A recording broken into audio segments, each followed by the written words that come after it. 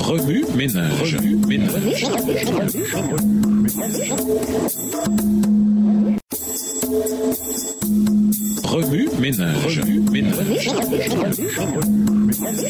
Bienvenue dans votre émission Remue ménage. Nouvelle leçon de mercredi. Invité, répondre à Jésus. En examinant ces deux chapitres ensemble, on peut voir les différentes réactions aux œuvres de Jésus. Le premier miracle déclencha une animosité meurtrière. Jean 5, verset 18. Au lieu de voir la guérison inattendue de l'homme souffrant et de s'en réjouir, les chefs n'éprouvèrent que de la colère à l'égard du Christ. Cela semble insondable, mais c'est pourtant ce qu'entraîne au final l'amour des ténèbres plutôt que l'amour de la lumière. Jean 3, les versets 16 à 21. La résistance qui commença parmi l'auditoire de Jérusalem au chapitre 5 s'étendit à la multitude en Galilée au chapitre 6. La foule, au lieu de se laisser amener à s'abandonner à la grâce abondante de Jésus, en exigea davantage. Jean 6, versets 26 à 31. Quelle inconstance, quelle perplexité dans la nature humaine. Les questions que la foule posa à Jésus témoignent d'une incompréhension fondamentale. Les gens se demandaient ce qu'ils pouvaient faire pour accomplir les œuvres de Dieu. Jésus répondit simplement que l'œuvre de Dieu consiste pour nous à croire, au verset 29. La vie éternelle n'est pas quelque chose à gagner par nos efforts. Elle est plutôt un don qui découle du don suprême,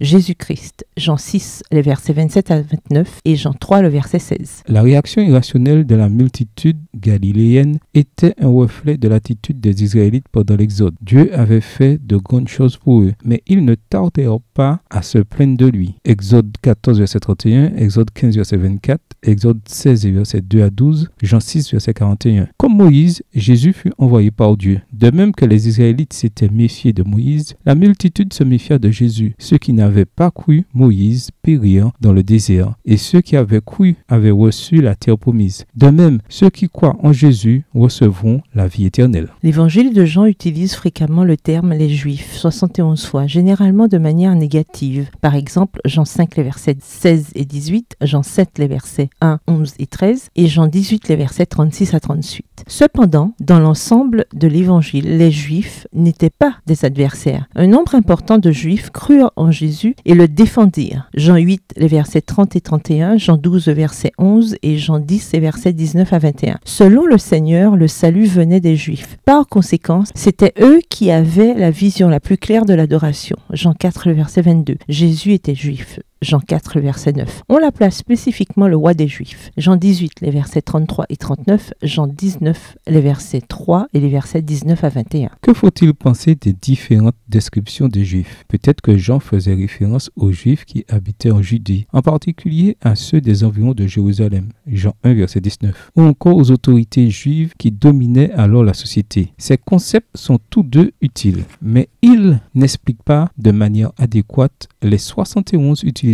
du terme. Une meilleure interprétation consiste à considérer les Juifs tels que consignés dans Jean en tant que représentation de notre personnage du récit de Jean. Comme bien d'autres, leurs actes étaient ambigus et de temps en temps contradictoires. Parfois, c'est à se demander s'ils croyaient vraiment. En